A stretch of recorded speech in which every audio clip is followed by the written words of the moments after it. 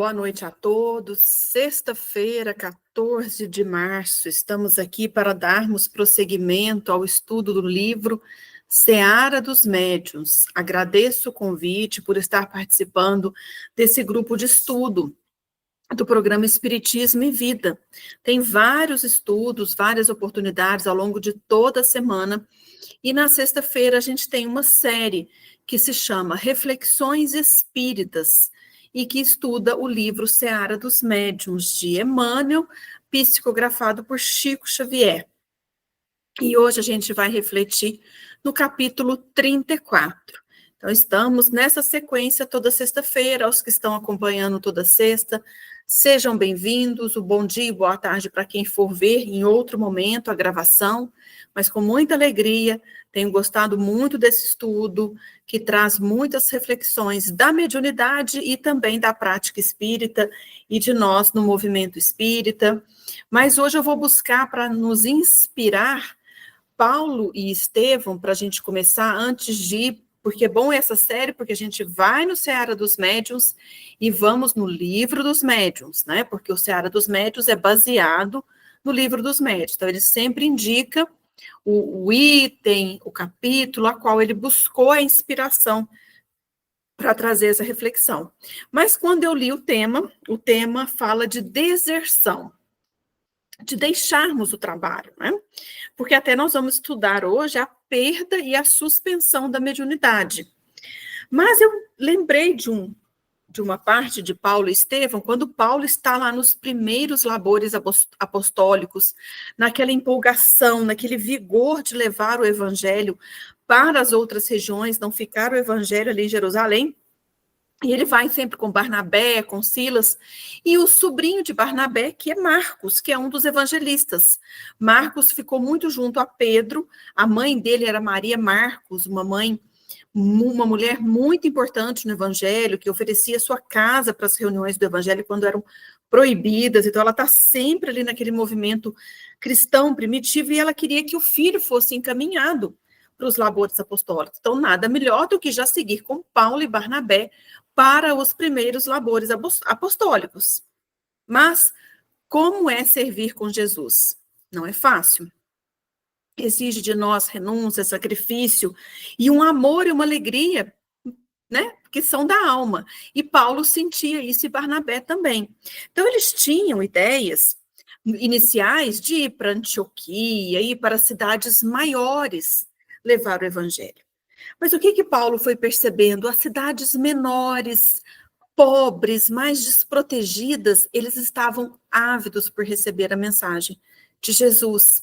Lá as pessoas recebiam eles bem, anotavam o evangelho, até então era o evangelho de Levi, de Mateus, e isso foi, então, trazendo um certo medo e descontentamento para Marcos, aquele jovem, né, que estava entristecido, queixoso. Então, nós estamos aqui na página 430, 431, porque Paulo foi realmente assim, vendo, ele falava assim, a Panfilha, quando eles decidem, né, recalcular a rota ali, ele diz, a Panfilha, ao contrário, é pobre, rudimentar e carecente de luz espiritual. Antes de Jesus ensinar em Jerusalém, Jesus preferiu manifestar-se em Cafarnaum e em outras aldeias anônimas da Galileia. Então, João Marcos absteve-se de insistir, porque, né, ele falava assim, mas o que nós vamos fazer com essa gente tão estranha? Penso que devemos ir para Antioquia, para Alexandria, né? Ele fala, uma viagem para Alexandria pode ser melhor. Mas aí Paulo falava, João, Marcos, essas cidades estão cheias de mestres das palavras. Já tem as sinagogas, tem conhecimentos elevados, né? Nessa localidade pobre, eles estavam pregando a Boa Nova com muito êxito, ao ar livre, né? Só que isso foi trazendo esse descontentamento para João Marcos, que queria, né? As cidades grandes e tudo mais. E aí, então, eles foram muito satisfeitos, Paulo e Barnabé, quando eles viram que estava tudo desenvolvendo, eles falaram, nossa, então vamos para Antioquia de Pisídia. Aí João Marcos falou, nossa, Ele falou, supunha que não iríamos além da Panfilha. Como chegar até Antioquia? Não temos recursos, as florestas estão infestadas de bandidos, e à noite, como dormir, né? E aí Paulo diz, ora, João, quando trabalhamos para alguém, devemos fazê-lo com amor.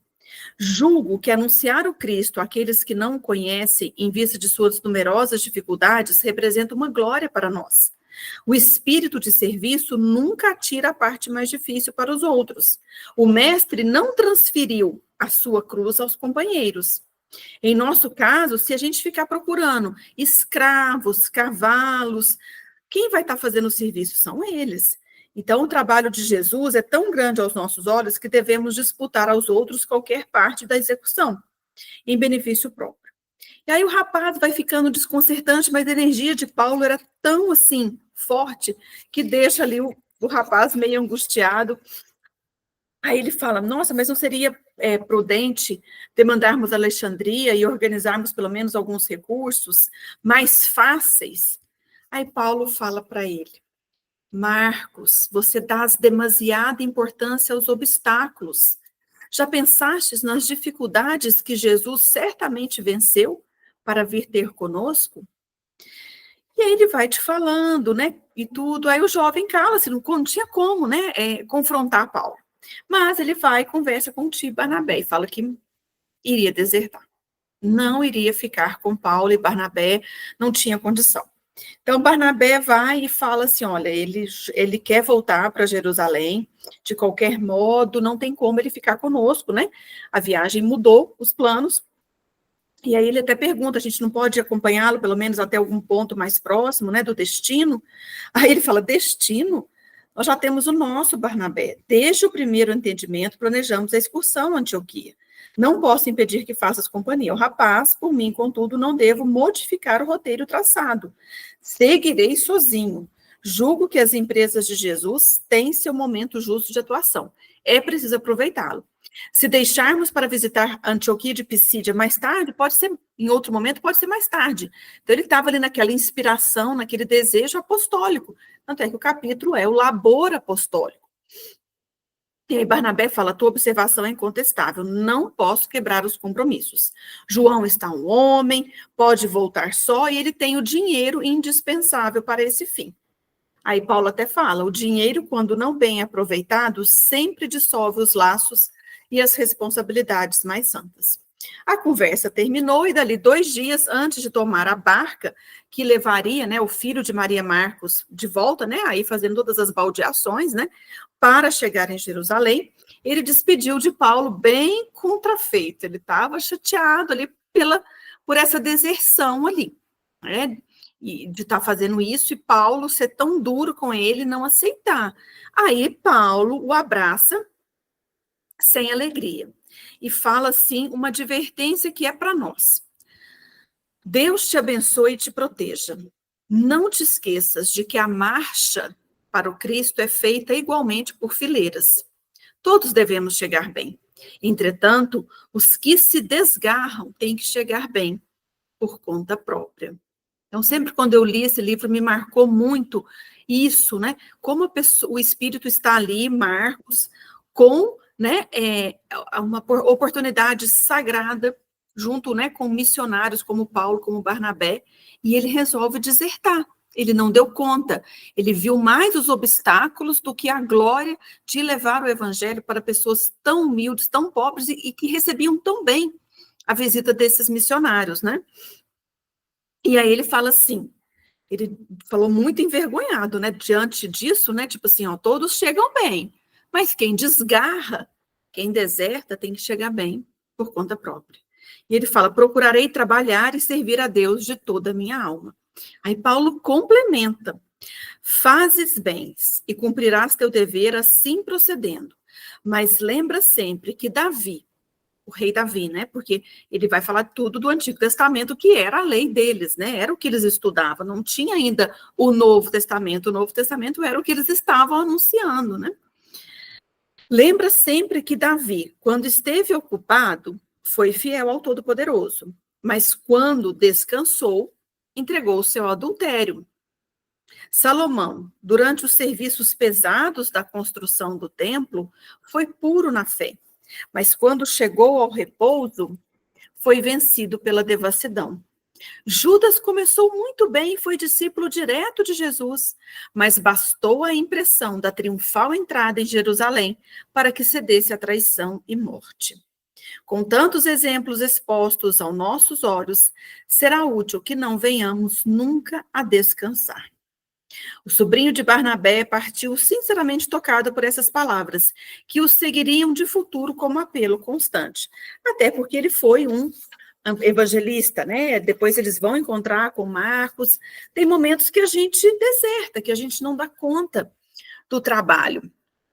E aí eu busquei isso porque para a gente inspirar nós como trabalhadores do movimento espírita, trabalhadores no bem, porque hoje vai falar da deserção, da suspensão e a perda da mediunidade. Então, nós estamos, né, vamos voltar lá para 13 de maio de 1960, quando estava lá Emmanuel orientando Chico Xavier, e ele psicografa essa mensagem, que nos diz que é inspirado nos capítulos da perda e suspensão da mediunidade. Eu estou aqui com o livro no celular, para eu não sair da câmera aqui. Então, vamos lá. Então, na reunião pública de 13 de maio de 1960, o Emmanuel coloca a Seara dos Médios Desertores, capítulo 34. Médios desertores não são apenas aqueles que deixam de transmitir com fidelidade sinais e palavras, avisos e observações da esfera espiritual para a esfera física.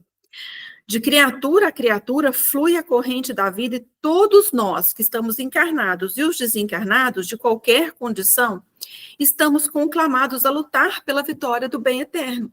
Então, todos nós, Barnabé, Paulo, Marcos, todos nós, Emmanuel, Chico, todos os médiuns, nós estamos ali nessa corrente, nessa permuta com os dos encarnados com os desencarnados. Paulo ali estava inspirado, sempre conduzido por quem? Por Estevão e Abigail. Estevão sempre esteve ao lado de Paulo, o guiando no seu labor apostólico. Quando ele decide que eles precisavam continuar e pregar naquelas cidades mais pobres, e João deserta diante das dificuldades, os obstáculos que ele enxergava como obstáculo, e Paulo enxergava como oportunidade. Como que é nós no movimento espírita? Na evangelização, na campanha do quilo, nas palestras, no passe, o que a gente enxerga como obstáculo que faz a gente desertar do trabalho, o que a gente enxerga como uma glória, como uma sagrada oportunidade de trabalhar para Jesus. Só que o Emmanuel vai mais além, ele diz que desertores são todos aqueles que pregam virtudes religiosas e sociais, mas acolhem-se em trincheiras de usura. Ele diz que todos aqueles que desertam são aqueles que se afogam lentamente no álcool. São os que matam o tempo para que o tempo não lhes dê responsabilidade. Matam o tempo para que o tempo não lhes dê responsabilidade. Desertores são os que passam as horas censurando atitudes de outrem, esquecendo dos próprios deveres que lhe compete. São os que andam no mundo com todos os desejos satisfeitos, são os que não sentem necessidade de trabalhar. Desertores são os que clamam contra a ingratidão sem examinar os problemas daqueles que eles consideram como ingratos. São os que julgam comprar o céu entregando um vintém ao serviço da caridade e reservando milhões para enlouquecer os próprios descendentes naqueles inventários de sangue e de ódio. Desertores são os que condenam e amaldiçoam, ao invés de compreender e abençoar. Desertores são os que perderam a simplicidade e precisam de uma torre de marfim para viver. São os que fazem peso morto, dificultando o curso das boas obras. Deserção, deserção. Fazemos, então, nessa noite uma reflexão se nós trazemos em nós essa chaga. Se sim, precisamos corrigir. Estamos como Marcos ou como Paulo de Tarso? Como Barnabé? E se vemos nos outros essa deserção, tenhamos compaixão. Paulo de Tarso se compadeceu, aceitou, deu a instrução do repouso e do trabalho, de exemplos vivos do rei Davi, do rei Salomão e de Judas. E dessa forma Marcos segue, não muda de opinião, ele deserta, mas vai seguir do jeito que ele achava, em Jerusalém, com mais conforto, com mais tranquilidade, e não do jeito, né, apostólico, maravilhoso de Paulo de Tarso, de Barnabé, de Silas, de Timóteo, de Lucas, de Ló, de Eunice, de Áquila e Prisca, de todos esses exemplos vivos, né, do Evangelho, que servem para nos inspirar. E nessa noite a gente evoca essas lembranças tão empolgantes, tão maravilhosas de Paulo e Estevão. Mas para irmos, né, na fonte do Livro dos Médiuns, então a gente vê que deserção, né, é algo amplo para todos nós, mas vamos ler, né, no Livro dos Médiuns o que seria a perda e a suspensão da mediunidade, porque o Emmanuel e Chico Xavier colocam aqui, vá na questão 220 do Livro dos Médiuns. Então, Kardec pergunta, a faculdade mediúnica está sujeita a intermitências e a suspensões temporárias? Quer para as manifestações físicas, que até era muito comum, né? Hoje já não tem tanto, quer para a escrita. Aí os espíritos dizem assim, podem os médiuns perder a faculdade que possuem? Os espíritos dizem isso frequentemente acontece, qualquer que seja o gênero da faculdade, porque a mediunidade, ela tem aqui, né, Kardec estuda, são muitos gêneros de mediunidade. Mas também, muitas vezes, apenas se verifica uma interrupção passageira, que cessa com a causa que produziu. Aí Kardec pergunta, estará no esgotamento do fluido a causa da perda da mediunidade? Porque a gente viu que a mediunidade, ela se radica no corpo físico, que até tem pesquisas atuais mostrando esse gene da mediunidade. Tem vários estudos no Brasil, saiu muita reportagem falando sobre isso. Eu ainda não li a fundo, mas a gente sabe que são estudos sérios, né? Tem muitos médicos, muitos cientistas estudando a mediunidade de uma forma, né? Lógico que a gente tem que avaliar, tem que ler tudo, tem que justamente vir na fonte do Livro dos Médiuns, mas você vê, eles falam que Kardec já falou, e já os espíritos já falaram, a mediunidade, ela está no corpo físico, a gente consegue produzir com o nosso perispírito, né, mais abundância do fluido para manifestação física, o ectoplasma, a gente consegue ter uma expansão maior do nosso perispírito, dessa forma, estar em contato, perispírito do médium, perispírito do espírito desencarnado, e haver a comunicação. Então, ela se radica no organismo físico. E isso a gente já deve ter, com certeza, estudado aqui nesse livro, nesse estudo do Seara dos Médiuns, mas está aqui também no Livro dos Médiuns. Aí Kardec pergunta, estará no esgotamento do fluido, né? Porque ele já tinha ficado sabendo que tem, né? A gente se planeja no plano espiritual para vir com a mediunidade. Estará no esgotamento do fluido a causa da perda da mediunidade? Os espíritos dizem. Seja qual for a faculdade que o médium possua, ele nada pode sem o concurso simpático dos espíritos. Então, ele não pode nada. Ele tem, por isso que é mediunidade, ele é um intermediário das potências ocultas, visíveis, as potências do bem, ou não tanto do bem, que se usam daquele médium. Consciente ou inconsciente, porque tem fenômenos físicos que, às vezes, a pessoa nem sabia, né, que a Kardec estuda isso, o caso de uma empregada doméstica que estava na casa, ela tinha muito medo, mas era a grande médium de efeitos físicos para fazer aquelas assombrações, todas aquelas manifestações de ruídos, pancadas, que sempre colocou medo e assustou, mas também instigou muitas pessoas a buscarem o entendimento disso. Então, o espírito zombeteiro falava, eu uso daquela criada, a que tem muito medo, mas é ela que tem uma superabundância dos fluidos, né? Então, seja qual for a faculdade que o médium possui, ele nada pode sem o concurso simpático dos espíritos. Então, eles simpatizam, eles querem fazer a manifestação, eles vão buscar ali os órgãos mediúnicos acessíveis para fazer a manifestação. Quando nada mais obtém, nem sempre é porque lhe falta a faculdade. Isso não raro se dá porque os espíritos não querem ou não podem servir-se daquele médium. Então, eles não querem perder o interesse, perdeu a graça de brincar, ou perdeu o interesse, né, da comunicação mais elevada, de uma caridade, de algo que pode ser feito com a mediunidade, de cura, de consolo, de livros, né? E aí Kardec pergunta, o que pode causar o abandono de um médium por parte dos espíritos? O que mais influi para que assim procedam os bons espíritos é o uso que o médium faz da sua faculdade. Podemos abandoná-lo quando dela se serve para coisas frívolas ou com propósitos ambiciosos, quando se nega a transmitir as nossas palavras ou os fatos por nós produzidos aos encarnados que para ele apelam, ou que têm necessidade de ver para se convencerem. Então, quer dizer, se a pessoa, o médium, está usando para coisas frívolas, com propósitos ambiciosos, quando está se negando a transmitir as palavras, os espíritos vão procurar outro médium que tenha mais elevação moral. Então, este dom de Deus não é concedido ao médium para o seu deleite, e ainda menos para a satisfação de suas ambições, mas para o fim de sua melhoria espiritual e para dar a conhecer os homens a verdade. Se o espírito verifica que o médium já não corresponde às suas vistas e já não aproveita das instruções, nem dos conselhos que lhe dá, afasta-se em busca de um protegido mais digno. A espiritualidade superior, elevada, eles não perdem tempo. Não é? A gente viu ali Paulo, ele não ficou filosofando, refletindo com Marcos, ele falou, Marcos, nós estamos indo para onde? Tá com movimento, tá com gente querendo, né? A gente não pode deixar para mais tarde. Então, eles são assertivos, são objetivos, não perdem tempo. Até porque a gente viu aqui a deserção, aquelas pessoas que não assumem, eu achei muito interessante isso, né?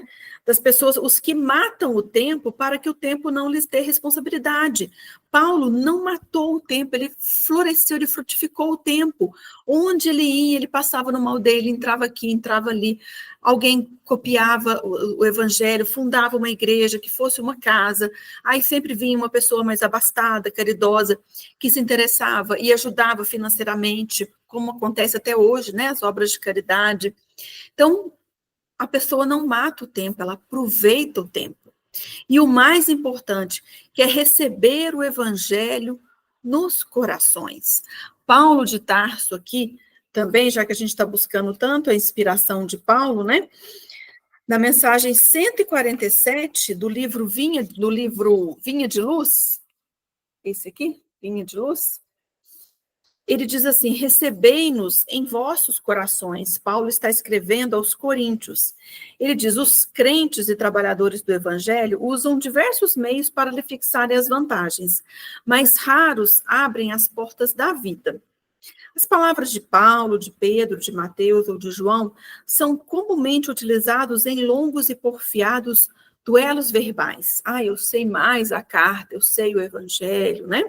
Paulo falou assim, Pedro, a gente quer sempre, né, nos enaltecer com o verbo do conhecimento do evangelho, ou ficamos em contendas inúteis, incapazes de produzir qualquer ação nobre. Recebem outros as advertências e luzes evangélicas à maneira de negociantes ambiciosos, buscando convertê-las em fontes econômicas de grande vulto. Ainda outros procuram os avisos divinos, fazendo valer princípios egolátricos, em polêmicas laboriosas e infecundas. Nesse imenso conflito das interpretações, nós deveríamos acatar o pedido de Paulo. Paulo de Tarso, em sua segunda epístola aos Coríntios, nos diz: recebei-nos em vossos corações. Esse apóstolo da gentilidade roga para que ele e seus companheiros de ministério sejam recebidos nos corações. Então, muito diversa seria a comunidade cristã se os discípulos atendessem essa solicitação. Quando todos nós, aprendizes da Boa Nova, recebermos a visita de Jesus e dos emissários divinos no plano interno do nosso coração, a discórdia, o sectarismo, a deserção terão desaparecido desse continente sublime chamado fé. Em razão disso, ainda que a maioria dos irmãos do ideal conserve cerrada essa porta íntima, nós precisamos fazer o possível para não adiar a tranquilidade própria. Como? Registrando a lição do Evangelho, o Emmanuel diz no ádito do ser. Ádito é um lugar reservado. Pensa naquele local que Jesus disse, né? Vinde a um lugar à parte. Então, esse há de tudo ser. É aí que a gente registra a lição do Evangelho. Então, não descuide relegando ao mundo externo, ao sabor da maledicência, da perturbação, do desentendimento. São muitas contendas, é o fermento dos fariseus, é muito para nos distrair da mensagem do Evangelho. Então, nós precisamos receber a mensagem do Evangelho em nossos corações, abrigando dentro de nós, preservando a própria felicidade. Orna-te com o brilho que decorre de sua grandeza e o céu comunicar com a terra através de teu coração. O céu comunica com a terra através de teu coração. Médiuns, ostensivos ou não, onde estivermos, nós estaremos recebendo a comunicação do céu à terra, a comunicação que consola, que edifica, que tanto nos faz bem. E olha que interessante, Allan Kardec envia uma comunicação aqui na Revista Espírita, ele escreve sobre os desertores, está no Obras Póstumas, né? E depois, na Revista Espírita, eles resolvem colocar uma comunicação de Kardec logo após o desencarne dele, está aqui na Revista Espírita, logo em novembro de 1869, Kardec desencarna em março de 1869, em Paris, né? Então, como complemento desse artigo Desertores, que está na Revista Espírita, né, e em Obras Póstumas, né? Eles colocam, então, é interessante, né? Aos leitores colocar as páginas eloquentes e viris que acabamos de ler, de uma mensagem de Kardec. Então, antes, quando Kardec já estava, né, bem no final da sua missão em Paris, né? Em 1869, quando ele desencarna, ele vai falar dos desertores, né? Ele diz assim que tem muitos espíritos, que o espiritismo começou com as mesas girantes, começou com algo que foi assim divertido, interessante, vamos perguntar para a mesa se eu vou casar, o que eu vou fazer. Tinha muito charlatanismo, era um atrativo da curiosidade. Ele teve, não foi um tempo perdido, teve a sua ocupação, teve a sua utilidade. Então, depois que esses espíritos começaram a falar sério, a falar de forma moral, aí quando Kardec entra no jogo, né, vamos dizer assim, na brincadeira, quando ele é convidado, né, para conhecer, aí o espiritismo se tornou uma ciência, uma filosofia, as pessoas superficiais deixaram de achá-lo divertido, quando começou a falar da nossa reforma íntima, da nossa mudança, aí todo mundo começou a desertar. Então o espiritismo passou a ser um censor inoportuno e embaraçoso. Aí as pessoas colocaram de lado, e acontece muito isso, as pessoas frequentam o espiritismo, quando começa, né, a mexer conosco, a gente vê o quanto depende de nós, é só a nossa mudança que vai resolver os nossos problemas, a gente fala, não vou mais, não gostei da palestra, não gostei do estudo, né? Então, Kardec fala, não há que deplorar a existência desses desertores, porquanto as criaturas frívolas não passam de pobres auxiliares. Essa primeira fase não se pode considerar tempo perdido. Graças a ela, a ideia do espiritismo se popularizou, tanto que chegou até Kardec, ele ser convencido, né? Aí ver os fatos, e chegou assim, foi 100 vezes mais do que se não tivesse chamado pela curiosidade, né? Depois do atrativo da curiosidade, aí veio o espiritismo, né? De forma mais séria, mostrando o que era dos espíritos e o que era algo que era charlatanismo, né? Essas decepções começaram a desanimar os exploradores e aí eles foram diminuindo e foram ficando somente as pessoas sérias. Então, essas pessoas eram parasitos que queriam a diversão. E isso foi ótimo, o espiritismo ficar livre, porque aí o espiritismo passou que fossem poucos, mas que fossem pessoas sérias, adeptos sinceros, né? Mas Allan Kardec fala que tem espíritas de contrabando, que são aqueles, né, que ficam ali querendo, né? São fogo de palha, têm ardores ocasionais, ficam falando de forma abundante, então não são bons, né, para o espiritismo, e eles acabam desertando, porque ele diz assim, que o espiritismo a verdadeira convicção é calma, refletida. Então, Kardec sempre fala, você não tem que fazer proselitismo, você não tem que falar, nossa, vamos todo mundo para o centro espírita, porque lá os espíritos explicam, comunicam, sem a reencarnação, sem a pluralidade das existências. Não.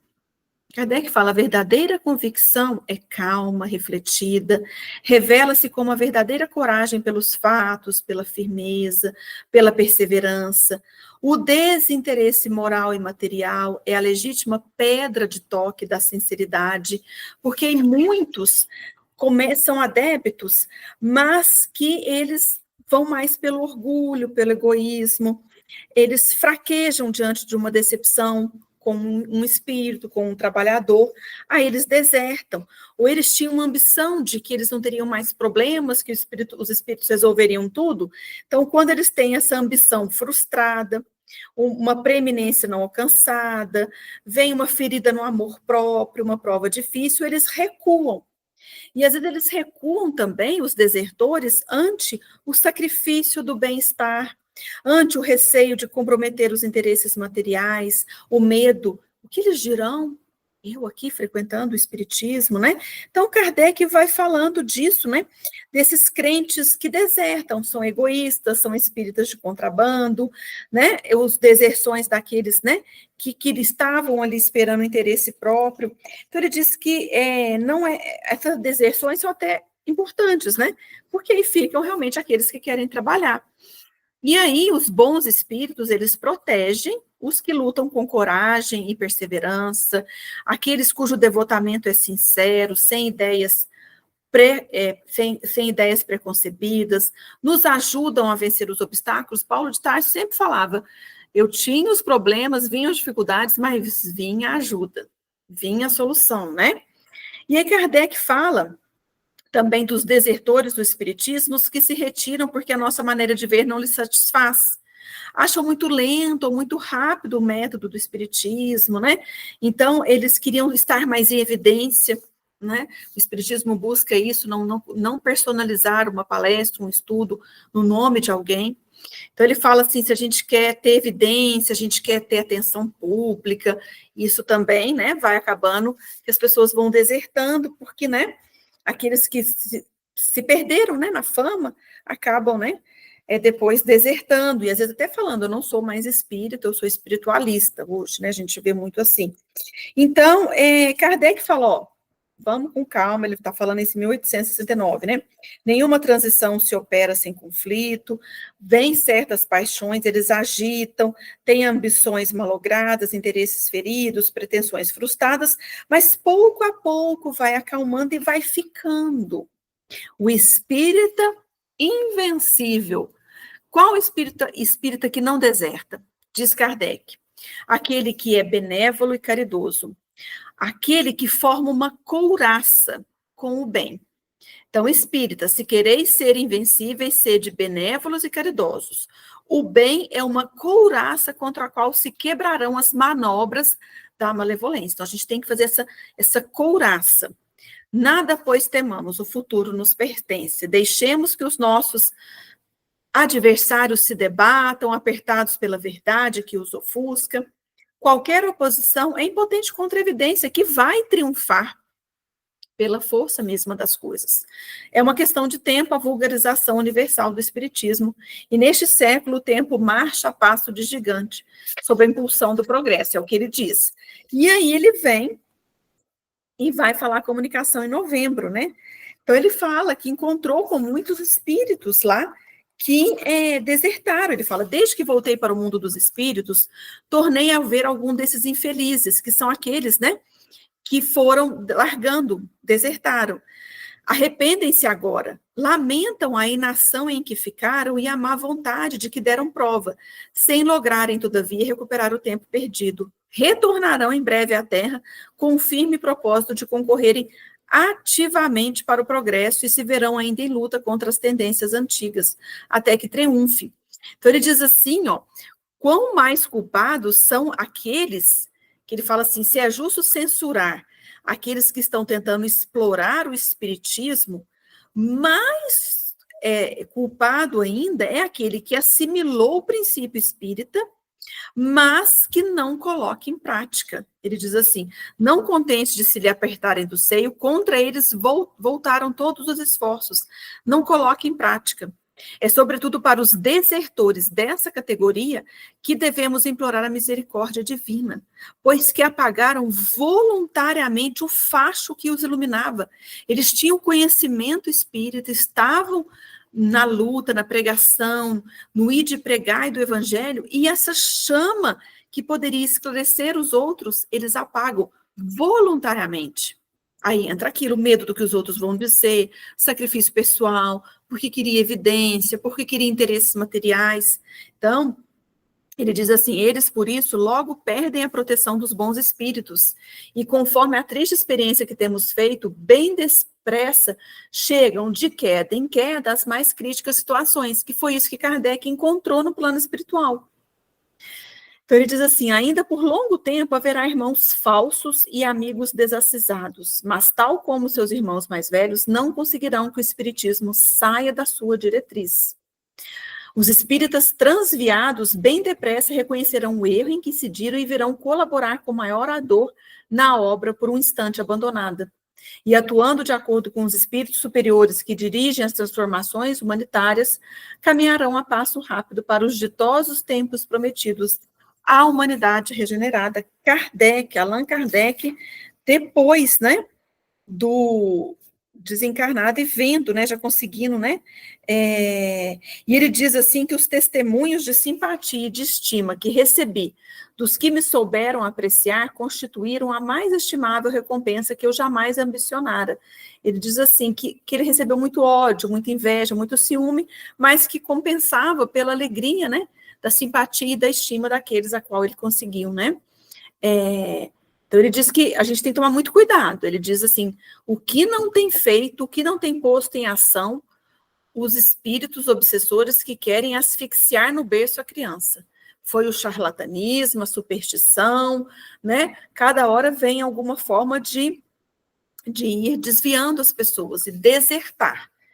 Então, era isso, fizemos uma viagem, né, a Kardec em Paris, voltamos lá no cristianismo primitivo, fomos no Livro dos Médios, no Seara dos Médios, para que cada um de nós faça essa reflexão.